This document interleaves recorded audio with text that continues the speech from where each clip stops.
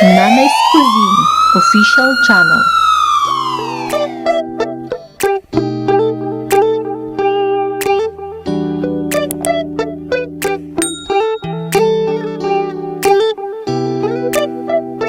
Yo, what's up?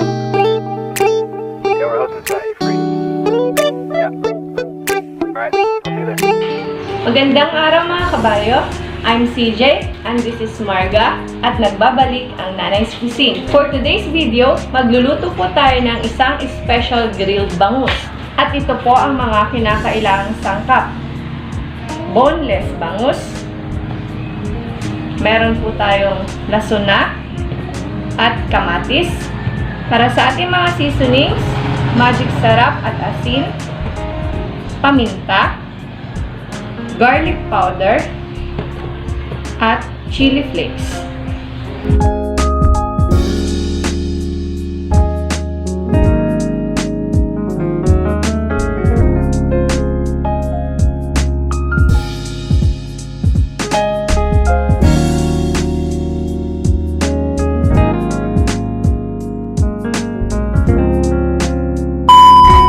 Kaya't ano pang inaantay nyo? Tara, simulan na natin. Bago ang lahat, huwag kakalimutang magugas ng kamay.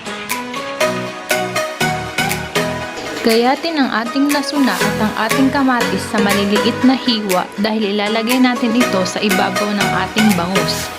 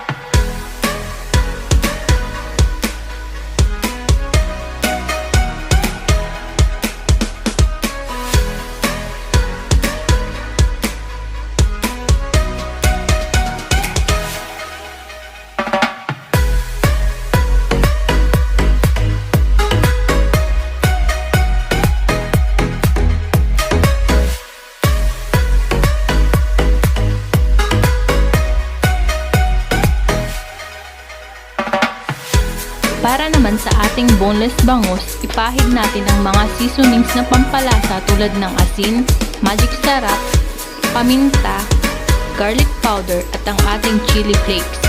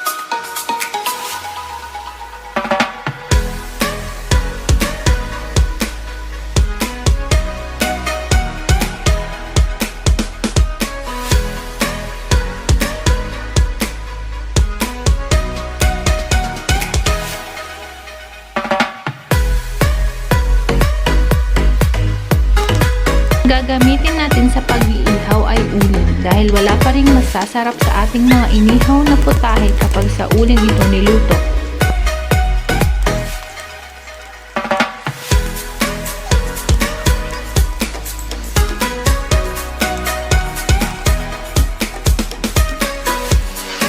Dahil mahal namin kayo, inihahandog namin ang isang maikling fireworks show galing sa aming charcoal master.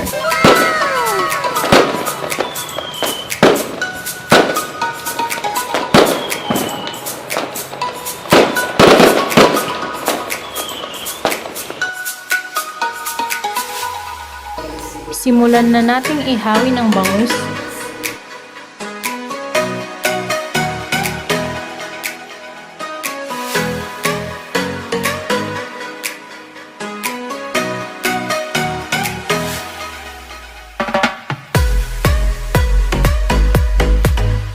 Para po sa inyong kaalaman, hindi po ito ibinabad na bangus.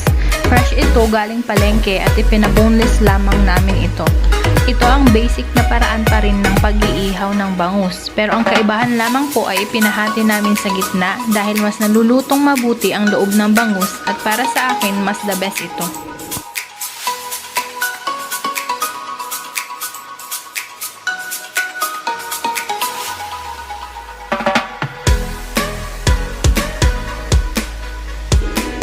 Para sa mga asawa at hinana katulad ko, walang masama sa pag-iimbento ng mga pagkaing niluluto.